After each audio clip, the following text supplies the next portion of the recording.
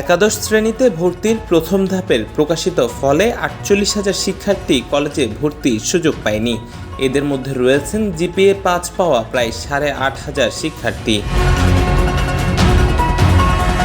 ২৩ June রোববার রাতে প্রকাশিত ফলাফল বিশ্লেষণে মিলেছে এমন তথ্য।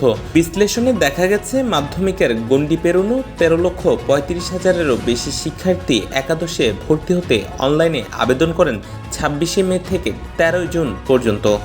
তাদের মধ্যে পছন্দের কলেজ পেয়েছেন ১২,৮৭,০০০ শিক্ষার্থী। বোর্ড পরীক্ষার্থীতে সর্বোচ্চ ফলাফল হিসেবে বিবেচিত জিপিএ ৫ পেয়েও পছন্দের কলেজে সুযোগ পাচ্ছে না প্রায় ৮,৫০০ শিক্ষার্থী।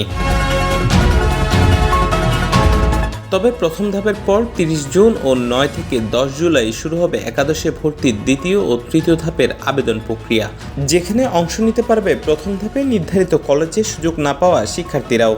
এদিকে প্রথম ধাপের একাদশে ভর্তির আবেদন প্রক্রিয়ায় দেশের ২২০টি কলেজে ভর্তির জন্য আবেদন করেননি একজন শিক্ষার্থীও।